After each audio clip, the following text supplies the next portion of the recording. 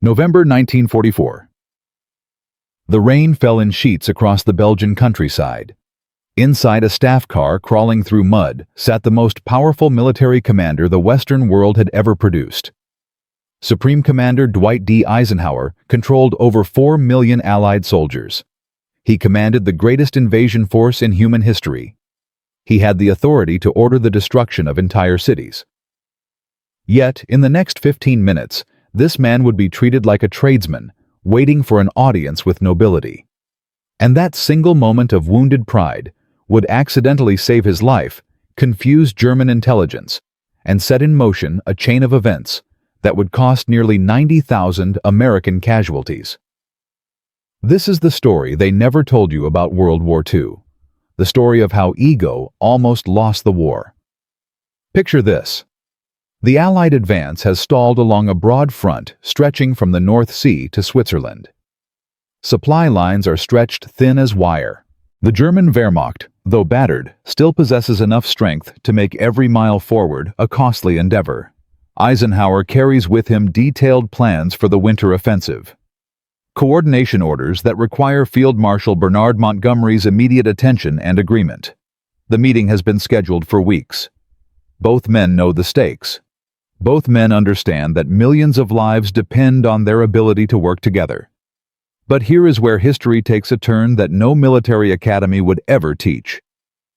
Montgomery was British aristocracy in uniform. His headquarters reflected this perfectly. Unlike the Spartan functional command posts favored by American generals, Montgomery's tactical HQ resembled something between a gentleman's club and a military museum. Fine furniture requisitioned from abandoned estates. A proper tea service always ready. And that insufferable portrait of himself that Montgomery insisted on displaying prominently. The man saw himself as heir to Wellington and Marlborough, a commander who understood warfare as an art form requiring patience, careful preparation, and above all, the concentration of force at a single decisive point under his command. Eisenhower was the product of a younger nation's military culture, one that valued logistics over lineage, industrial capacity over individual brilliance, broad front pressure over elegant maneuver. Their disagreements were not merely personal. They represented a fundamental debate about how modern war should be waged, a debate that would shape NATO doctrine for decades to come. Montgomery advocated for his single-thrust strategy, a massive concentration of Allied forces under his command to drive straight through northern Germany to Berlin. Eisenhower favored the broad front approach, maintaining pressure along the entire line, preventing the Germans from concentrating their defenses, using America's material superiority to grind down enemy resistance through sustained pressure on multiple axes. The staff car pulled to a stop before the farmhouse entrance. Captain James Whitmore jumped out first, opening an umbrella against the driving rain. But before Eisenhower could exit, a British lieutenant emerged from headquarters. Impeccably dressed despite the weather, he approached the vehicle with measured steps that spoke of centuries of imperial protocol. "Supreme Commander," the lieutenant said, bending slightly to address Eisenhower through the open door. "Field Marshal Montgomery presents his compliments and requests that you await him here. He is currently engaged in a critical tactical review and will join you momentarily." Eisenhower stared at the young officer, processing the words. Await him here, in the car, in the rain, like a tradesman waiting for an audience with nobility. Captain Whitmore's face flushed red with anger. "That is entirely unacceptable," he snapped. "The Supreme Commander of Allied forces does not wait in automobiles while subordinate officers finish their tea time." But Eisenhower raised a hand, silencing his aide. His expression remained neutral, though those who knew him well would recognize the slight tightening around his eyes, the way his jaw set just a fraction harder. "How long does the Field Marshal estimate his review will require?" "He did not specify, sir." "Perhaps 20 minutes. Perhaps longer. 20 minutes. Perhaps longer." Eisenhower glanced at his watch, then at the rain-soaked farmhouse. Through one of the windows he could see shadows moving, hear the faint murmur of voices. Montgomery was in there. almost certainly aware of Eisenhower's arrival. Making a point. Always making a point. What the historical record would later obscure was that this moment represented far more than a scheduling conflict, or even a clash of egos. It embodied the entire tortured relationship between American military pragmatism and British imperial tradition. Between Eisenhower's coalition-building approach and Montgomery's conviction that wars were won by singular genius following classical principles. The tension between these two men had been building since North Africa, through Sicily, through the bloody hedgerows of Normandy. And in that moment, sitting in the rain outside Montgomery's headquarters, these grand strategic debates condensed into something far more primal and human. It became about respect, about whether Eisenhower would accept being treated as a supplicant rather than as Supreme Commander. Eisenhower made his decision. Captain Whitmore informed the Field Marshal that I shall return to my headquarters. He may submit his tactical assessments in writing, which I will review at my convenience. We are leaving. The British lieutenant's composure cracked slightly. Sir, I am certain the Field Marshal intended no discourtesy. If you could simply wait a few moments, the Supreme Commander has given his answer, Whitmore said sharply. We are departing. But what none of them knew was that at that precise moment, 20,000 feet above the cloud cover, a Luftwaffe reconnaissance plane was circling. The pilot, Oberleutnant Friedrich Hartmann, had been given specific orders to identify and report the locations of senior Allied commanders. His intelligence would go directly to General Field Marshal Walter Model, who was planning something audacious. Something that would soon explode through the Ardennes forest and become known to history as the Battle of the Bulge. Hartmann was 24 years old, a veteran of the Eastern Front who had been transferred west after being wounded during the retreat from Ukraine. He flew a Messerschmitt Bf-109 modified for reconnaissance work, stripped of some armor and weapons to extend its range and ceiling. On this particular afternoon, he had been airborne for nearly 3 hours, his oxygen mask chafing his face, his body cramped in the narrow cockpit, methodically photographing road networks and troop concentrations through breaks in the cloud cover. The sight of Eisenhower's convoy sent his pulse racing. The distinctive star markings on the vehicles, the motorcycle escorts, the configuration of the column, all indicated a very high-value target. Hartmann broke radio silence to report the sighting. German special operations units were standing by for exactly such opportunities. There had been talk in officers' messes of daring raids to capture or kill senior Allied commanders. Operations that might throw the enemy into disarray at a critical moment. He saw the convoy arrive at Montgomery's headquarters. He noted the time, the location, the cluster of command vehicles. He was preparing to radio more detailed intelligence when he witnessed something curious. The convoy did not stay. After only a few minutes, the vehicles turned around and departed, heading back toward SHAEF headquarters near Versailles. Hartmann hesitated. This was irregular. High-level command meetings typically lasted hours. Why would the Supreme Allied Commander travel all this distance only to turn around almost immediately? Was it a feint? A security measure? Were the vehicles decoys? His training told him to report everything, but his instinct, honed by years of combat, told him something was off. He circled once more, photographing the area, noting that Montgomery's headquarters showed no signs of unusual activity, no heightened security, no indication that anything significant was occurring. The more he observed, the more convinced he became that what he had witnessed was either an elaborate deception or some kind of command dysfunction. His uncertainty saved hundreds of lives. Hartmann reported the sighting, but noted the anomalous behavior.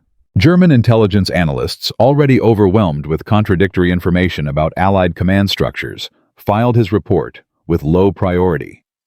The planned Fallschirmjäger raid on what they believed would be a joint American-British command meeting never materialized.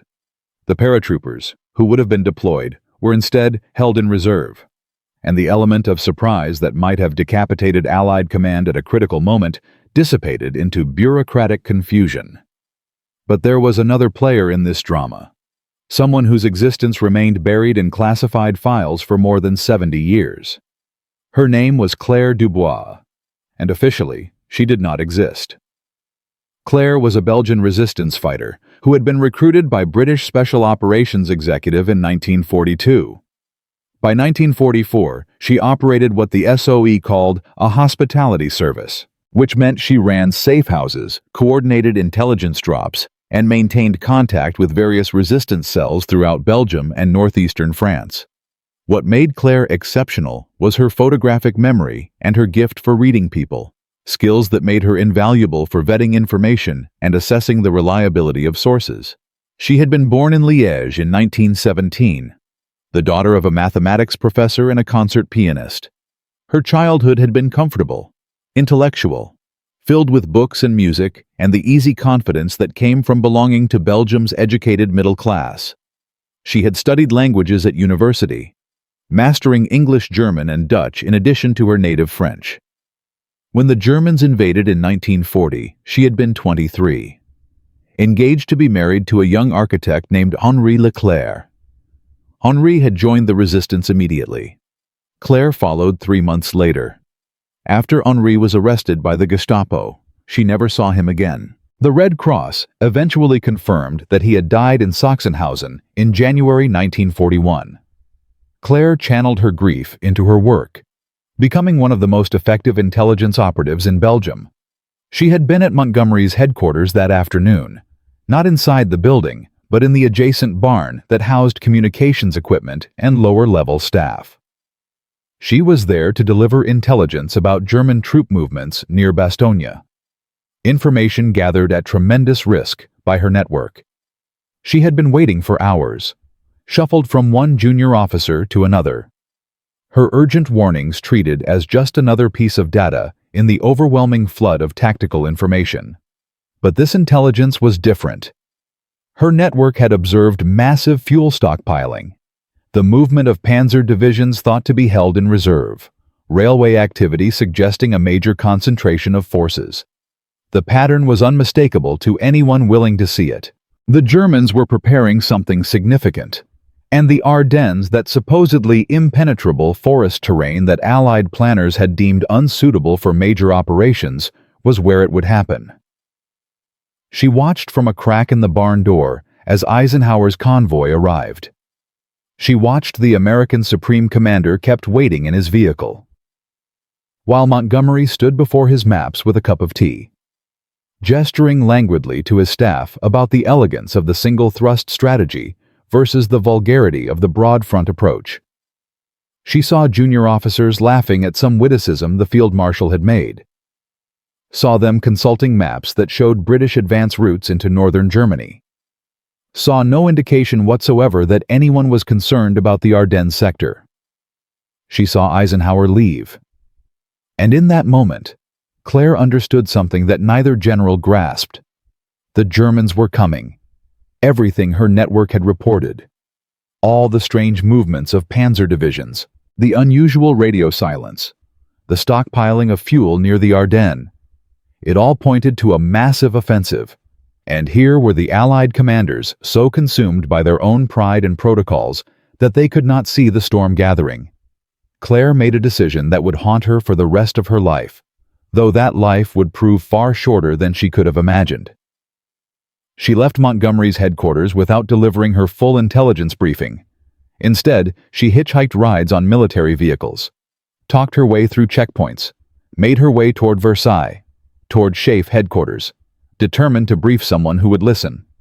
She carried with her a leather satchel containing detailed notes, hand-drawn maps showing German positions, sworn statements from her sources, her own analysis of what the pattern indicated.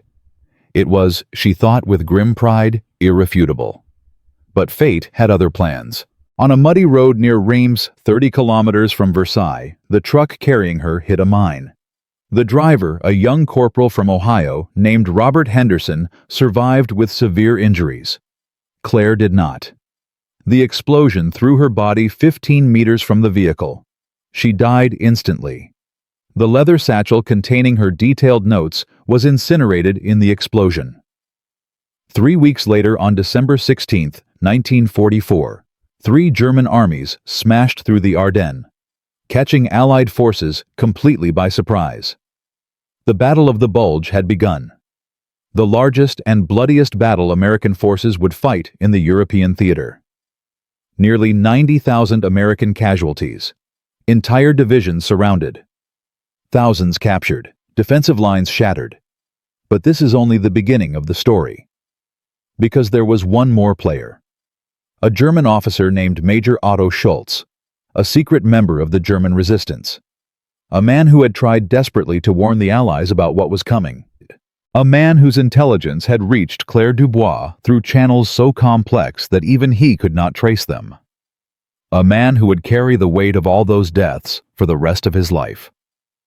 In Part 2, we will discover how Schultz's desperate gamble failed. How Eisenhower's moment of wounded pride accidentally saved Allied command from assassination. And how the ghosts of the Ardennes would haunt both generals until their dying days. The question that remains is this: could one meeting have prevented the bloodiest American battle of World War II?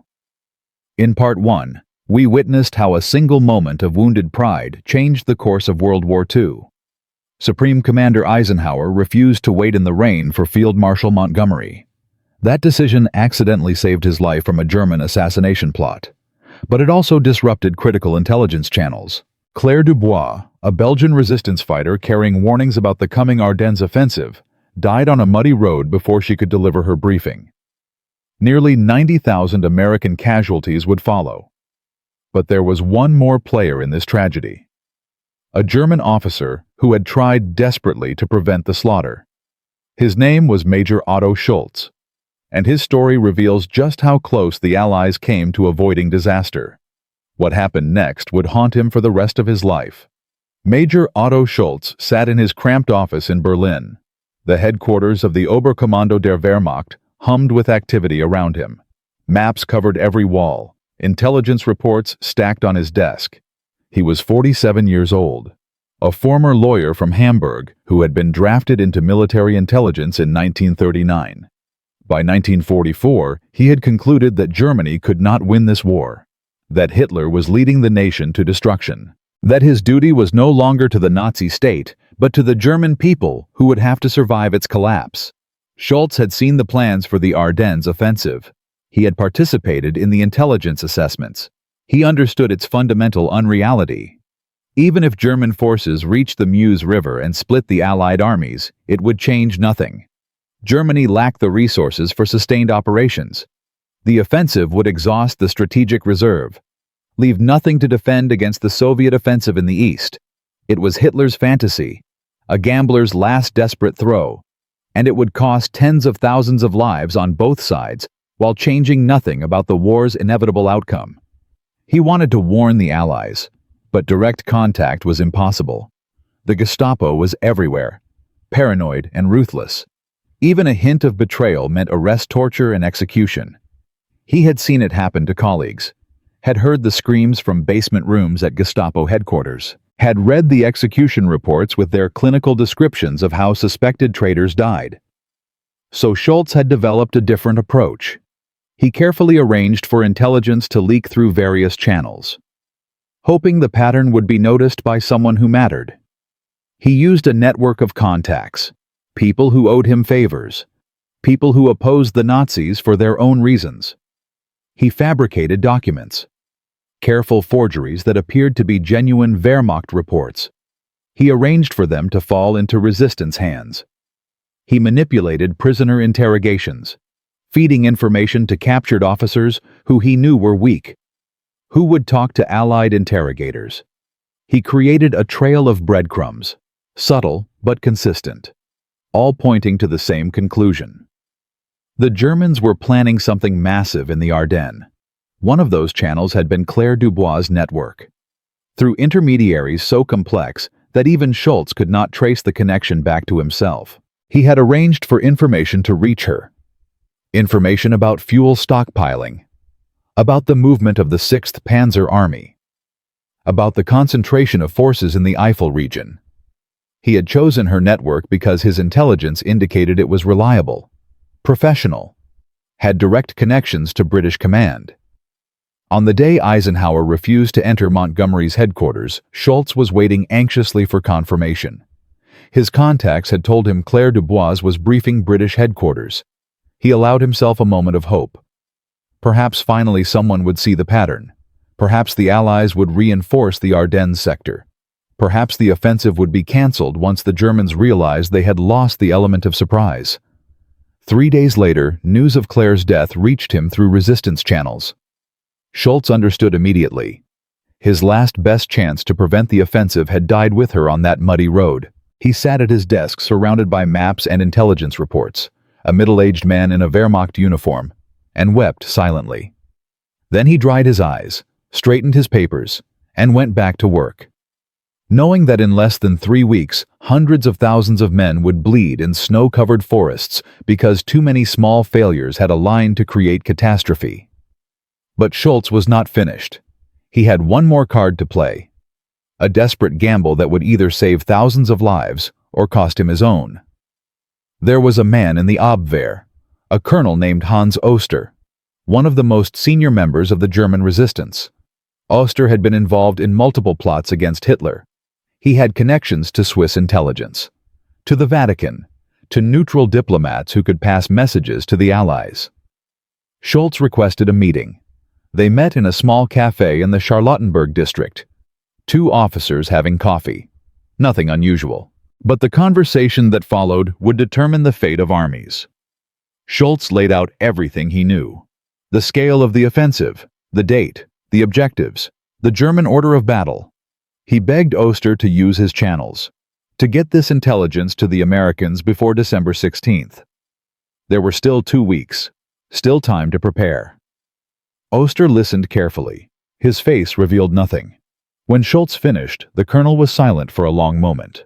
Then he spoke. "You understand what you are asking. If this information reaches the Allies through my channels, the Gestapo will trace it back. They will find us. Both of us." Schultz nodded. "I understand." Oster studied him. "You have a wife, children." Schultz's jaw tightened. "They are already dead to me. This war has killed everything I loved. All that remains is my conscience, and I cannot live with 90,000 more deaths on it." Oster made his decision. He would try. He had a contact in the Swiss embassy, a man who could pass messages to Alan Dulles, the OSS station chief in Bern. If the intelligence reached Dulles, it would reach Eisenhower. There was still hope. But what neither man knew was that the Gestapo had already penetrated Oster's network. An informant named Paul Tummel had been feeding information to the security services for months. Every contact Oster made was being watched. Every message intercepted. December 10th, 1944, 6 days before the offensive. Oster's message reached the Swiss embassy. It contained detailed information about German troop concentrations, fuel depots, artillery positions, the planned axes of advance.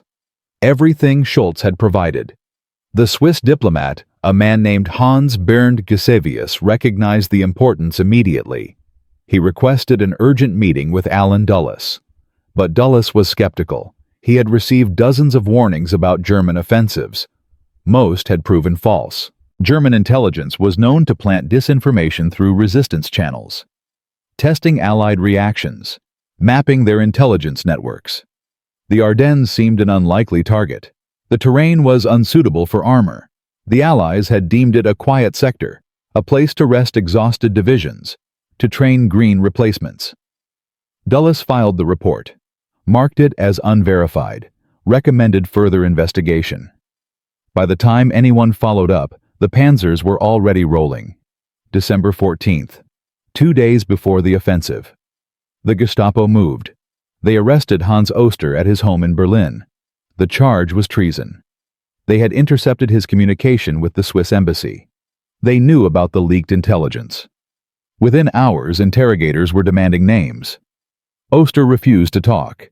He knew that every hour of silence was another hour for his contacts to escape. Another hour for the intelligence to spread. Schultz learned of Oster's arrest through a panicked phone call from a mutual contact. He had perhaps minutes before the Gestapo came for him. He burned his files, destroyed his notes, changed into civilian clothes, and walked out of Wehrmacht headquarters for the last time. He carried nothing except a small notebook containing what appeared to be poetry, and a Walther pistol with a single round, for himself, if they caught him. He made his way to a safe house in the Kreuzberg district, a small apartment above a bakery, owned by a widow whose husband had been executed for distributing anti-Nazi pamphlets. She asked no questions, gave him a room in the attic, brought him food and water, and left him alone with his thoughts. Outside the city continued its wartime routine, unaware that in 2 days Hitler's last gamble would begin. December 16, 1944. 5:30 a.m. The Ardennes erupted. 200,000 German soldiers, over 1,000 tanks, nearly 2,000 artillery pieces. The assault achieved complete tactical surprise. American forces in the sector were overwhelmed within hours. The 106th Infantry Division positioned in the Ardennes, because it was considered a quiet area where green troops could gain experience, was virtually destroyed in the first days. 8,000 men surrounded and captured at the Schnee Eifel, the largest mass surrender of American troops since the Civil War. In his attic hiding place, Schultz heard the news on a crackling radio. He had failed. Everything he had risked. Everything Oster had sacrificed. It had all been for nothing. The intelligence had not reached the right people in time. Or it had been dismissed, or lost in the bureaucratic chaos that plagued every large organization. The result was the same. Thousands were dying because he had not been persuasive enough, had not found the right channels, had not acted sooner. He thought about using the pistol. One bullet, a moment of darkness, and then nothing. No more guilt, no more watching the catastrophe unfold, no more carrying the weight of all those deaths. His hand found the weapon in his coat pocket, cold metal against his fingers. He held it for a long moment, then put it back. Not yet. The war was not over. Perhaps there was still something he could do, some way to mitigate the damage, some life he could still save. Meanwhile, at SHAEF headquarters in Versailles, Eisenhower was receiving reports of the German breakthrough. The initial hours were chaotic, communications disrupted, units overrun before they could report their positions. The fog of war at its thickest. But Eisenhower responded with characteristic decisiveness. He immediately recognized the scale of the threat, and he made a decision that would have seemed impossible just weeks before. He placed American forces in the northern sector of the Bulge under Montgomery's tactical command. Despite their personal tensions, despite the incident in the rain, despite everything that had passed between them, Eisenhower prioritized military effectiveness over national pride. It was the decision of a true commander, someone who understood that winning the war mattered more than winning arguments. Montgomery, for his part, performed admirably once battle was joined, helping to stabilize the northern shoulder, preventing the German breakthrough from achieving its objectives. But the cost was horrific. American forces suffered nearly 90,000 casualties over the course of the battle. The encircled garrison at Bastogne held out in what became one of the epic defensive stands of the war. When the German commander demanded surrender, Brigadier General Anthony McAuliffe sent back a single-word reply: nuts. It became one of the most famous responses in military history, a symbol of American defiance in the face of overwhelming odds. The battle raged for 6 weeks, in frozen forests, in villages whose names most Americans had never heard: St. Vith, Malmedy, Huffelise. Young men from Kansas and Texas and Pennsylvania died in the snow, fighting a battle that might have been anticipated. If the intelligence had reached the right people, if Claire Dubois had survived, if Schultz's warnings had been believed, if Eisenhower and Montgomery had managed to coordinate more effectively, if any of a dozen small things had happened differently. 1630.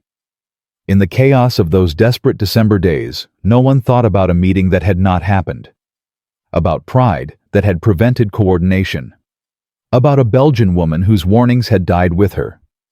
About a German officer hiding in an attic listening to reports of the slaughter he had tried to prevent. History was being written in blood. And the small moments that had led to this catastrophe were already being forgotten. But the war was not over, and Otto Schultz was not finished. As the Battle of the Bulge raged, he made contact with the remnants of the German resistance. There were others like him, officers who knew the war was lost, who wanted to end the slaughter, who were willing to risk everything to shorten the conflict by even a single day. They began planning something audacious, something that would make the Ardennes look like a skirmish, something that targeted Hitler himself. In Part 3, we will discover what happened to Otto Schultz in the final months of the war, how he escaped the Gestapo, how he made his way west to surrender to American forces, and how a chance encounter with a young intelligence officer named William Casey would change both their lives forever, the same William Casey who would later become director of the CIA. But that is a story for another time. For now, the snow continued to fall on the Ardennes, covering the bodies of the dead, covering the burned-out tanks and shattered villages, covering everything in white, as if nature itself was trying to hide what human pride and human failure had wrought. The question that haunts me still is this: how many of those 90,000 casualties could have been prevented if one meeting had happened, if one woman had survived, if one warning had been believed? We will never know. And that uncertainty is perhaps the cruelest legacy of all. In Part 1, Eisenhower's wounded pride saved his life. He refused to wait in the rain for Montgomery. That decision confused German intelligence, prevented an assassination plot, but it also disrupted critical communications. Claire Dubois died carrying warnings about the Ardennes offensive. In Part 2, we met Otto Schultz, a German resistance officer who tried desperately to warn the Allies. His intelligence reached Switzerland, but it arrived too late. The Battle of the Bulge began on December 16, 1944. Nearly 90,000 American casualties followed. Now the question becomes something different. Not whether the Allies would survive, but what would happen to the men whose small decisions had shaped this catastrophe, and what lessons history would draw from their failures. The answer lies in the frozen forests of Belgium, where the true cost of pride was being paid in blood. The German offensive achieved everything Hitler had hoped for in its first 72 hours. American forces reeled backward. Communications collapsed. Entire divisions vanished into the fog of war. In Berlin, Propaganda Minister Joseph Goebbels prepared triumphant announcements. The Wehrmacht had proven it could still strike with devastating force. The Allies were not invincible. Victory was still possible. But German intelligence officers knew better. They studied the reports coming from the front with growing concern. Yes, the initial breakthrough had succeeded. Yes, American forces had been caught completely off guard. But something was wrong with the Allied response. It was too fast, too coordinated, too effective. Within 48 hours of the offensive beginning, Eisenhower had completely reorganized Allied command in the threatened sector. He had placed American forces under Montgomery's tactical control in the north. He had rushed reinforcements from quiet sectors. He had established new defensive lines. He had done everything a competent commander should do. And he had done it faster than German planners had predicted. The staff officers who had designed Operation Wacht am Rhein had built their timetables around assumptions about Allied command dysfunction. They expected Eisenhower and Montgomery to argue, to delay, to waste precious hours in political maneuvering. Instead, the two commanders had set aside their differences instantly. Eisenhower had swallowed his pride. Montgomery had accepted American troops under his command without complaint. The coalition that was supposed to fracture under pressure had held firm. Field Marshal Model received these reports at his headquarters near Koblenz. He understood immediately what they meant. The offensive had lost the strategic initiative. German forces were still advancing, still winning tactical victories. But the window for achieving operational success was closing. Every hour that passed allowed the Allies to strengthen their defenses. Every day brought more American reinforcements. The weather would clear eventually. Allied air superiority would reassert itself, and then the panzers that were currently driving through the Ardennes would become targets rather than hunters. Model sent increasingly urgent messages to Hitler, requesting permission to adjust objectives, to consolidate gains, to prepare defensive positions. Hitler refused every request. The offensive would continue as planned. Berlin would dictate tactics from 1,000 kilometers away. Model obeyed. He had no choice. But he knew the offensive was already failing. Meanwhile, Otto Schultz remained hidden in his Berlin attic, listening to radio reports, tracking the battle through propaganda broadcasts and coded resistance communications. He learned that Hans Oster had been transferred to Flossenburg concentration camp. The Gestapo was still searching for members of Oster's network. Schultz's name had appeared on interrogation transcripts. It was only a matter of time before they traced him to his hiding place. But he could not leave. Not yet. The widow who sheltered him was too frail to survive alone. Her son had died on the Eastern Front. Her daughter had been killed in an Allied bombing raid. Schultz was all she had left. Some strange substitute for the family the war had taken from her. He stayed, knowing each day increased his danger, unable to abandon the last person who depended on him. But this was not the only crisis unfolding. At SHAEF headquarters, Eisenhower faced a different kind of pressure. Political pressure. Churchill was demanding action. Roosevelt was demanding results. The American public, which had been told the war in Europe was nearly won, was shocked by news of the German offensive. Newspapers ran headlines about disaster and defeat. Senators demanded explanations. Generals who had assured everyone the Wehrmacht was finished now had to explain how 200,000 German soldiers had achieved complete surprise. Eisenhower bore the criticism stoically. He refused to blame subordinates, refused to make excuses, refused to deflect responsibility onto intelligence failures or command dysfunction. The buck stopped with him. If the Ardennes had been left weakly defended, it was because he had approved that disposition. If the offensive had achieved surprise, it was because his intelligence staff had failed, and his intelligence staff answered to him. But privately, Eisenhower was tormented by questions. Why had the warnings not reached him? He knew now that multiple intelligence sources had indicated unusual German activity in the Ardennes sector. Resistance networks had reported troop movements. Ultra-intercepts had shown increased radio traffic. Aerial reconnaissance had photographed supply concentrations. All of this information existed. Much of it had reached SHAEF. But it had been dismissed, filtered out, lost in the noise of thousands of daily intelligence reports. The system had failed, and nearly 90,000 men would pay for that failure. He thought about the Belgian woman, Claire Dubois. Her name had appeared in SOE records. She had been carrying intelligence about the Ardennes. Intelligence that might have provided the final confirmation needed to take the warnings seriously. She had died 30 kilometers from Versailles, 30 kilometers from his headquarters, 30 kilometers from being heard. December 22, 1944. The Siege of Bastogne. This was where everything changed. The town sat at the junction of 7 major roads. Whoever controlled Bastogne controlled movement through the Ardennes. German forces needed those roads to maintain their advance. Without them, the offensive would stall. The 101st Airborne Division had been rushed to Bastogne just ahead of the German encirclement. 18,000 American soldiers, surrounded by 45,000 Germans, outgunned, low on ammunition, running out of medical supplies. The weather had grounded Allied aircraft for days. No resupply was possible, no air support available. The situation was desperate. German commanders sent a delegation under white flag. They carried a formal demand for surrender.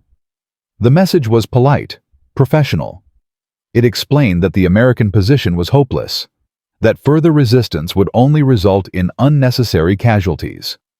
that the German commander wished to avoid the complete annihilation of encircled forces. Brigadier General Anthony McAuliffe received the message. He read it carefully. Then he looked at his staff officers. What should I tell them? The officers waited. McAuliffe thought for a moment. Then he smiled. "Aw, nuts." His aide suggested that might be an appropriate reply. McAuliffe agreed. The German delegation received a single typed word. Nuts. They asked for clarification.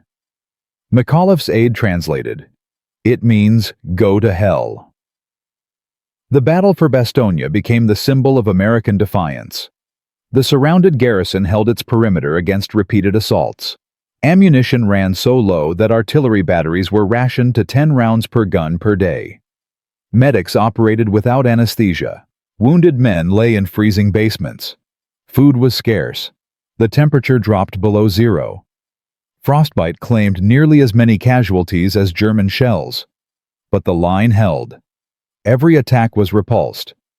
Every German probe was stopped by soldiers who refused to accept defeat. McAuliffe walked the perimeter daily.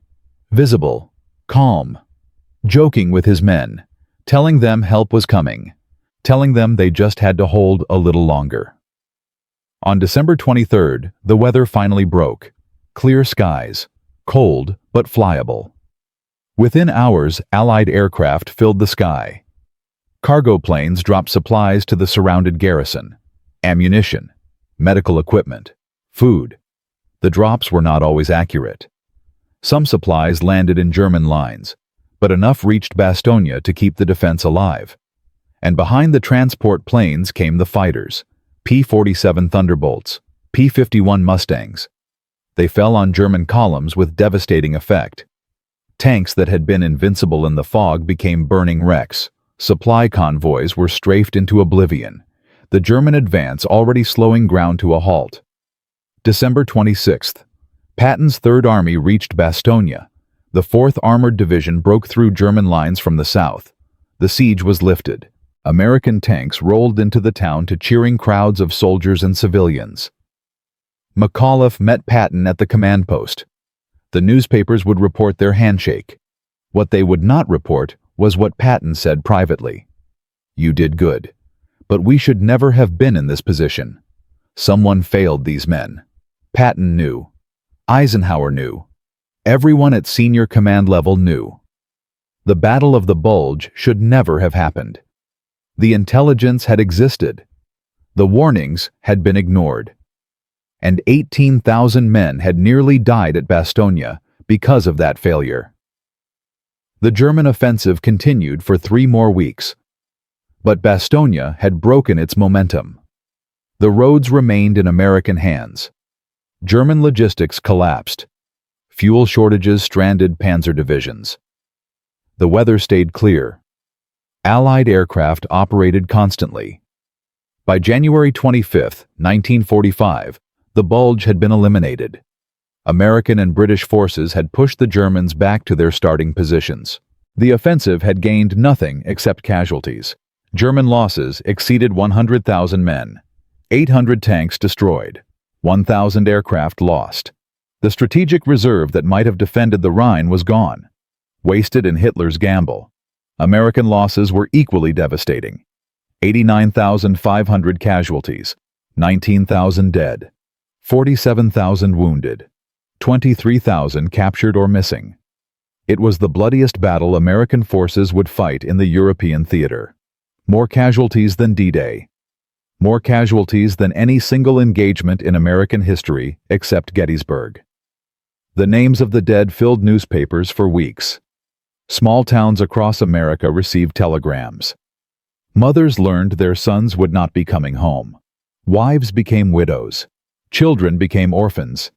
The human cost was incalculable. But something else emerged from the carnage. A new understanding of coalition warfare. Eisenhower and Montgomery had demonstrated that personal animosity could be set aside when stakes were high enough. The alliance had bent but not broken. American and British forces had fought together effectively despite their commanders' differences.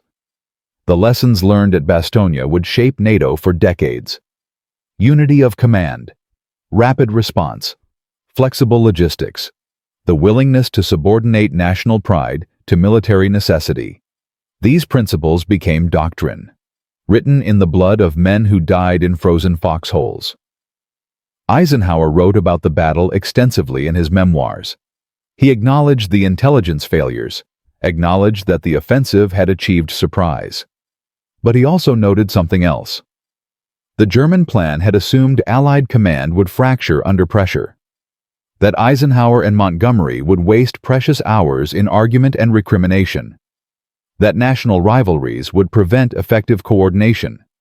None of that happened. Whatever their personal differences, whatever insults had been exchanged, whatever meetings had been refused, both commanders had done their duty when it mattered. The alliance held, and because it held, the offensive failed. Otto Schultz learned of the offensive's failure from his attic radio. He felt no joy, only exhaustion. The war would end eventually. Germany would lose. This had been inevitable since Stalingrad, but the ending would be slow and bloody. Millions more would die before Hitler finally fell. Schultz thought about Claire Dubois. He had never met her, never known her name until resistance contacts told him of her death. But he understood that she had died carrying his intelligence, his warnings, his desperate attempt to prevent exactly what had happened. She had been the last link in a chain that almost worked, almost saved 90,000 lives, almost changed history, almost was not enough. The widow brought him soup that evening. Her hands trembled with age and cold. The building had no heat. Coal was impossible to find. They wrapped themselves in blankets and listened to the radio together. She did not know who he was, did not know what he had done. She only knew he was kind to her, helped her carry water, read to her when her eyes grew tired. She called him son sometimes, forgetting for a moment that her real son was dead. Schultz did not correct her. There was comfort in the pretense, for both of them. In Versailles, Eisenhower received a report about Belgian resistance networks. SOE had lost several key operatives during the offensive, their safe houses overrun, their communications disrupted. One name caught his attention: Claire Dubois, the woman with the intelligence about the Ardennes. He requested her file, read it carefully, learned about her photographic memory, her language skills, her years of dangerous work behind enemy lines, learned that she had been traveling to brief him personally, that she had died 30 kilometers from his headquarters. He wrote a letter that night, not for publication, not for official records, just a letter to himself, trying to make sense of what had happened. She came to warn us, he wrote. She had the intelligence we needed. She died trying to deliver it, and I never knew her name until it was too late. This is what command means. Living with the knowledge that somewhere someone tried to help you and failed because of distance or timing or simple bad luck, and you will never be able to thank them, never be able to tell them their sacrifice mattered. All you can do is remember and try to do better next time. But the story of the Battle of the Bulge does not end here, because there is one more chapter, one more thread that connects all these lives. Eisenhower, Montgomery, Claire Dubois, Otto Schultz, Friedrich Hartmann. Their paths crossed in ways none of them understood. Their decisions created consequences none of them intended. And the lessons their story teaches are not the lessons we usually draw from military history.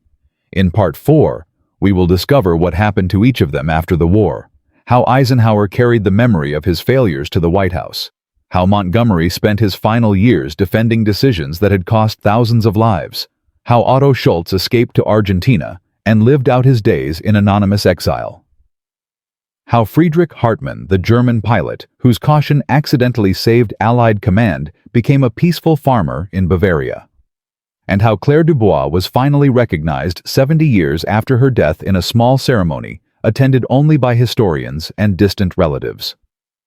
The question that remains is not about tactics or strategy. It is about human beings, about pride and duty, about the small moments that change everything, about the people history forgets and the lessons we fail to learn. This is the story they never told you about World War II. Not because it was secret, but because it was uncomfortable. Because it reminds us that wars are not won by heroes alone.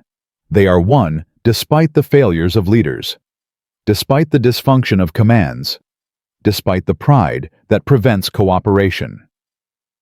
They are won by ordinary people. Claire Dubois, Otto Schultz, the soldiers who held Bastogne, the pilots who flew through flak, the men who died in frozen forests for reasons they never understood. Part 4 will be the final chapter. The reckoning, the legacy, the truth about what the Battle of the Bulge really cost, and what it should have taught us. Stay with me. In Part 1, we witnessed how Eisenhower's wounded pride accidentally saved his life. He refused to wait in the rain for Montgomery. That decision confused German intelligence and prevented an assassination plot. But it also disrupted the intelligence channels that might have warned of the coming storm. Claire Dubois died carrying warnings about the Ardennes offensive. In Part 2, we met Otto Schultz, a German resistance officer who tried desperately to warn the Allies. His intelligence reached Switzerland, but arrived too late. In Part 3, we watched the Battle of the Bulge unfold. Nearly 90,000 American casualties. The siege of Bastogne. The alliance that bent, but did not break. Now we come to the final chapter. What happened to these people after the guns fell silent? What lessons their story teaches? And one final revelation that almost no one knows. Because sometimes the most important truths are the ones that take 70 years to emerge. The war in Europe ended on May 8, 1945. Germany surrendered unconditionally. The Nazi regime that had promised a 1,000-year Reich collapsed after 12 years of increasingly desperate violence. In the ruins of Berlin, Soviet soldiers raised their flag over the Reichstag. In Paris, crowds celebrated in the streets. In London, Winston Churchill addressed the nation. In Washington, Harry Truman, who had become president just weeks before, announced victory. But for the individuals whose lives had intersected at that muddy Belgian crossroads in November 1944, the ending was far more complicated, far more human, far less triumphant than the newsreels would suggest. Dwight David Eisenhower returned to the United States as the most celebrated military hero of his generation. Parades, medals, standing ovations in Congress, the gratitude of a nation that had sent 12 million of its sons to war and wanted desperately to believe their sacrifice had been worthwhile. Eisenhower accepted the accolades with characteristic humility. He smiled for the cameras, shook countless hands, gave speeches about victory and sacrifice and the American spirit. But those who knew him well noticed something different. A weight behind his eyes. A tendency to fall silent when others celebrated. A habit of staring at maps long after meetings had ended. He never forgot the Battle of the Bulge. Never stopped wondering if it could have been prevented. In his memoirs published in 1948, he acknowledged the intelligence failures with unusual candor for a military commander. "We were surprised," he wrote. "We should not have been. The information existed. We failed to act on it." That failure cost thousands of American lives. It was a remarkable admission. Generals rarely acknowledge mistakes so directly. But Eisenhower understood that history demanded honesty, that the dead deserved better than comfortable excuses. He went on to become President of the United States. 2 terms, 1953 to 1961.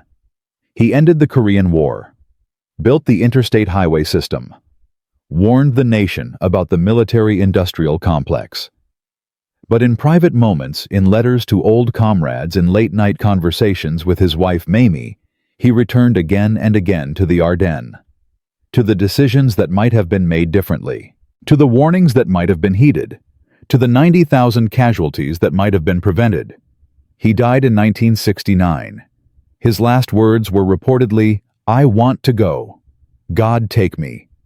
He was 78 years old, a hero to the end, but haunted by questions that no amount of victory could answer. Bernard Montgomery outlived Eisenhower by 7 years. He spent his final decades defending his record with characteristic stubbornness. His memoirs, published in 1958, barely mention the incident of the canceled meeting. He dismissed it as a minor scheduling confusion.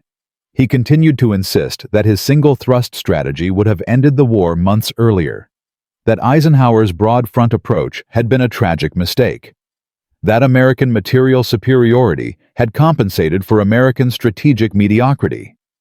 He never acknowledged that his own behavior might have contributed to the command dysfunction that plagued the alliance, never admitted that his insistence on protocol and precedence had damaged relationships more than it had preserved dignity.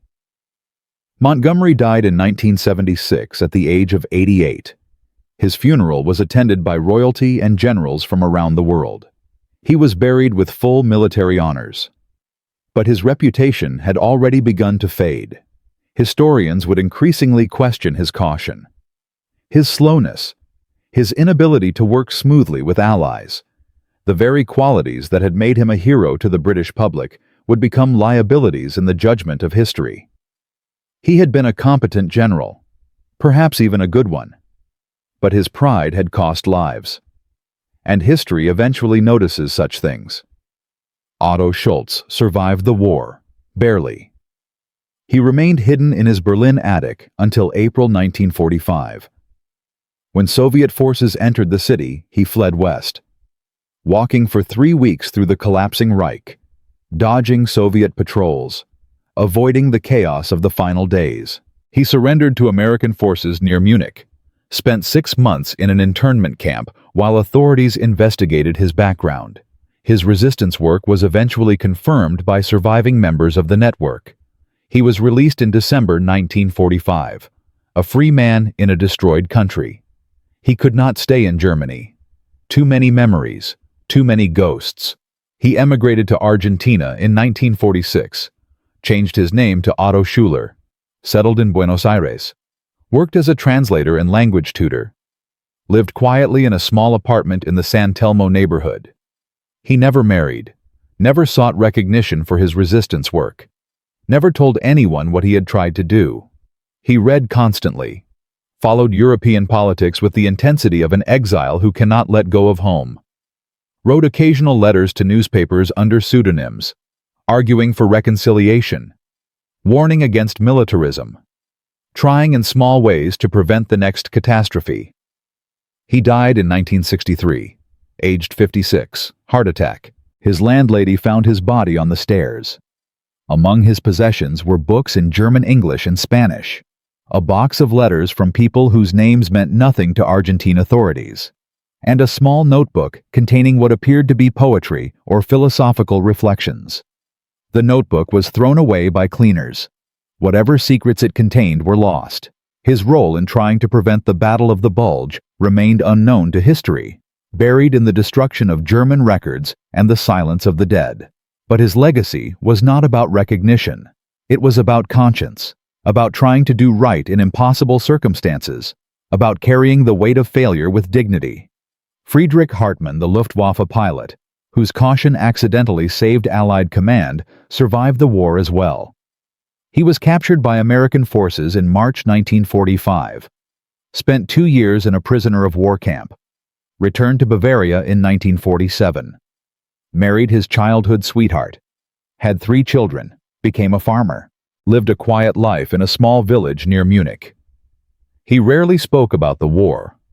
When his children asked, he told them only that he had flown reconnaissance missions, that he had been lucky to survive, that war was a terrible thing that should never happen again. In his final years, suffering from lung cancer, he gave a series of interviews to a doctoral student researching Luftwaffe operations. He mentioned the incident of the American convoy, expressed puzzlement that had lasted 4 decades. Why had the Supreme Allied Commander traveled all that distance only to turn around almost immediately? Was it a feint?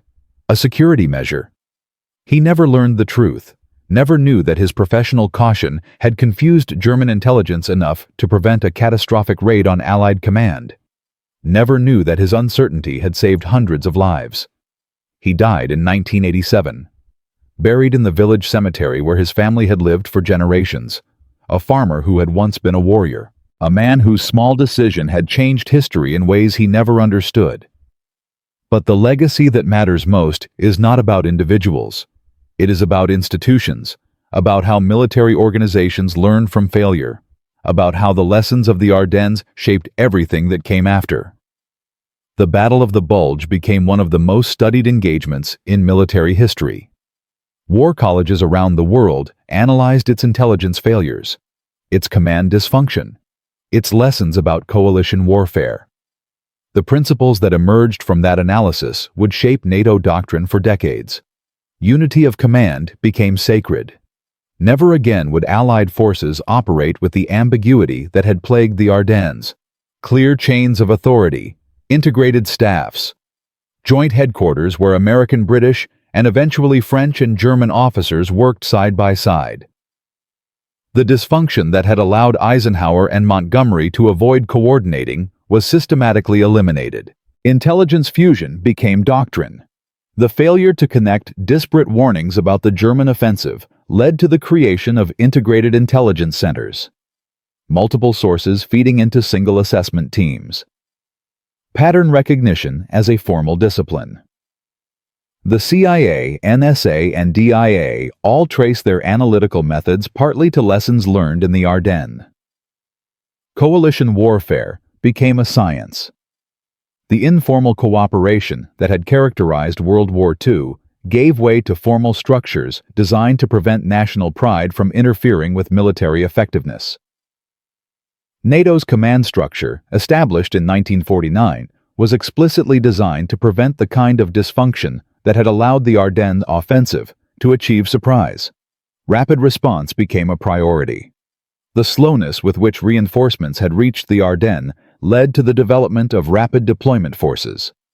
Airborne divisions held in strategic reserve.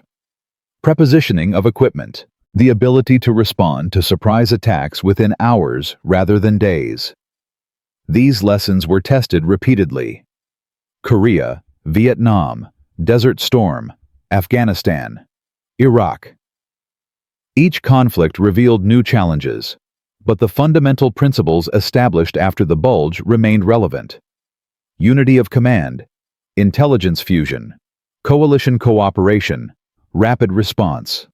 The blood shed in the Ardennes forests had purchased insights that would save countless lives in conflicts yet to come. But there is another legacy, one that is harder to quantify. The legacy of ordinary people who tried to prevent catastrophe and failed. Claire Dubois, Otto Schultz. The countless intelligence officers who filed reports that were never read. The analysts who saw the pattern but could not make anyone listen. Their failure teaches us something important about how large organizations work, about how information flows upward, about how warnings get lost in noise, about how pride in politics and bureaucratic inertia can combine to create disaster. These are not problems unique to military organizations. They afflict corporations, governments, any institution large enough to generate more information than any individual can process. The lessons of the Ardennes apply far beyond the battlefield. They apply wherever critical warnings must reach decision-makers before it is too late. Consider how many disasters might have been prevented if warnings had been heeded. The financial crisis of 2008. Analysts saw the pattern. Filed reports. Were ignored. The Challenger disaster. Engineers warned about the O-rings. Were overruled. September 11th. Intelligence agencies had pieces of the puzzle. Failed to connect them. In each case, the information existed. In each case, the system failed to act on it. The Ardennes taught us that this is not a problem of intelligence gathering. It is a problem of institutional culture, of how organizations process unwelcome news, of how leaders respond to warnings that contradict their assumptions. The Battle of the Bulge should have been prevented. The intelligence existed. The warnings were issued. The pattern was visible to anyone willing to see it. But the Allied command structure was not designed to process such warnings effectively. Information flowed upward slowly. Contradictory reports canceled each other out. Commanders were too confident in their own assessments, too dismissive of sources they did not know, too proud to acknowledge that their plans might be wrong. These are human failures. They recur throughout history. They will recur again. The question is whether we learn from them, whether we build institutions capable of hearing unwelcome truths, whether we cultivate the humility to question our own assumptions. And now we come to the final revelation. The detail that almost no one knows, the twist that completes this story in a way no one expected. In 2014, 70 years after the Battle of the Bulge, a Belgian historian named Jean-Pierre Devos was researching resistance networks in the Ardennes region. He discovered a cache of documents in the basement of a farmhouse near Bastogne. The farmhouse had belonged to a family that had sheltered resistance fighters during the occupation. Among the documents was a letter, dated November 27, 1944, 3 days before Claire Dubois died. The letter was addressed to Claire. It was from one of her sources, a railway worker named Marcel Hendricks who had been tracking German troop movements. The letter contained detailed information about fuel shipments to the Ardennes, artillery concentrations near the Eifel region, movement orders for panzer divisions. It was exactly the kind of intelligence that might have convinced Allied commanders to reinforce the Ardennes sector. But the letter had never reached Claire. It had been intercepted by a collaborator in the postal service, hidden in this farmhouse, forgotten for 70 years. Devos traced the collaborator's identity. A man named Louis Van Hees who had worked for the German occupation authorities. He had been executed by resistance fighters in September 1944. Before his death, he had hidden the documents he had intercepted, perhaps as insurance, perhaps as evidence of his usefulness to the Germans, perhaps for reasons no one will ever know. The letter that might have saved Claire Dubois, that might have given her the final proof she needed, that might have reached Eisenhower in time to reinforce the Ardennes. That letter had been sitting in a farmhouse basement for 70 years, waiting to be found. Devos published his findings in a small academic journal in 2015.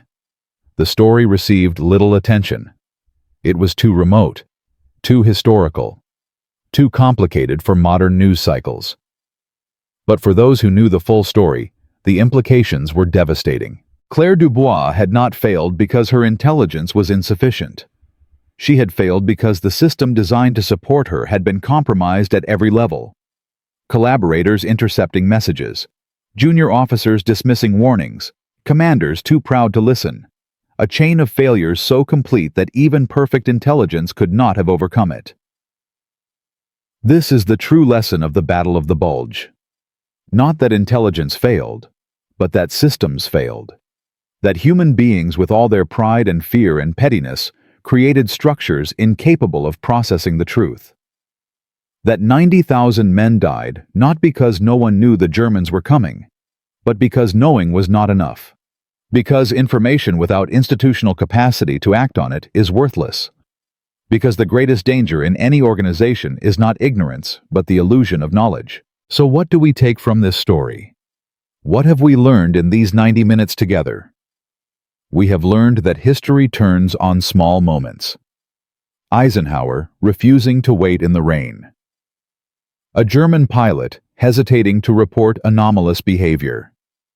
A Belgian woman dying 30 kilometers from her destination. A letter intercepted and hidden in a farmhouse basement. Each of these moments was insignificant in isolation. Together, they created catastrophe. We have learned that pride is dangerous. Not just personal pride, though that was deadly enough, but institutional pride. The conviction that we already know enough, that our systems are adequate, that warnings from outsiders can be safely ignored. This kind of pride killed 90,000 men in the Ardennes. It has killed countless others before and since. We have learned that courage comes in many forms. Not just the courage to fight, but the courage to warn.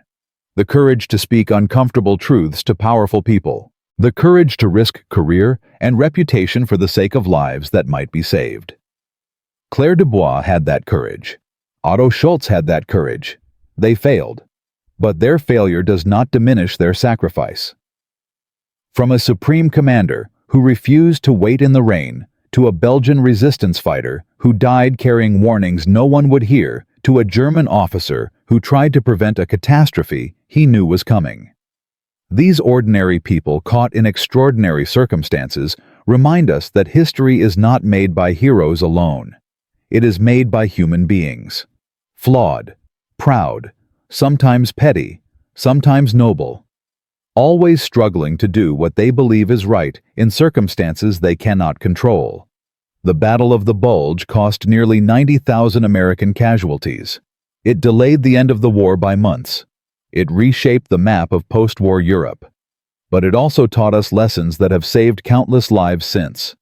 About coalition warfare, about intelligence fusion, about the importance of humility and command, about the danger of pride and the necessity of listening to warnings we do not want to hear. These lessons were purchased at terrible cost. The question is whether we will remember them, whether we will apply them, whether we will honor the dead by learning from their sacrifice. I think often about Claire Dubois, dead at 27 on a muddy road in France, carrying intelligence that might have changed history, mourned by no one except the scattered members of her network. Her name appears in no monuments. Her sacrifice is recorded in no official histories. She is one of millions who gave everything and received nothing in return, not even the knowledge that her effort mattered. I think about Otto Schultz, dying alone in Buenos Aires, his conscience perhaps lighter for having tried, but carrying still the weight of all those deaths he could not prevent.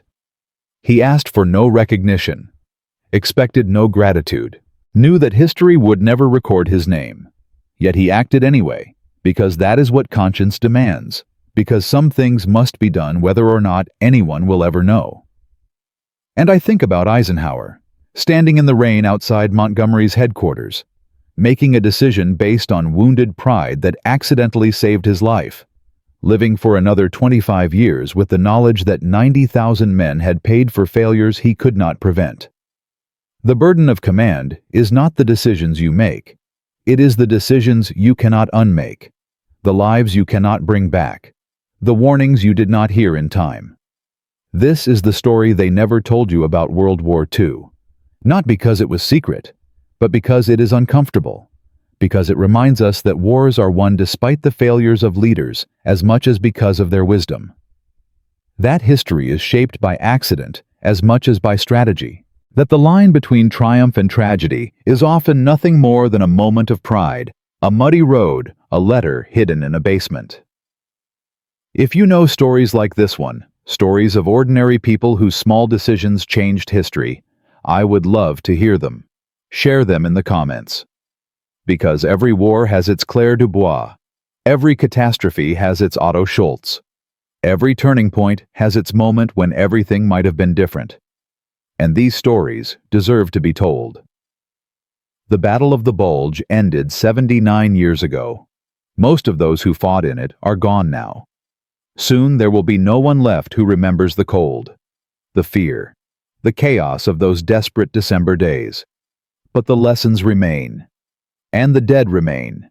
90,000 Americans, 100,000 Germans, countless civilians. They deserve to be remembered. Not as statistics, but as human beings whose lives were shaped by decisions they never made and consequences they never understood. History remembers the generals, the strategies, the great decisions that appear in textbooks, but history forgets the warnings that were not heeded, the letters that were not delivered, the meetings that did not happen, the small moments of pride and principle that cascade into catastrophe. This story is for them. For Claire Dubois, for Otto Schultz, for all the unnamed dead who deserved better than they received. May we learn from their sacrifice. May we do better than those who came before. May we have the humility to hear the warnings when they come, because they always come. The question is whether we will listen.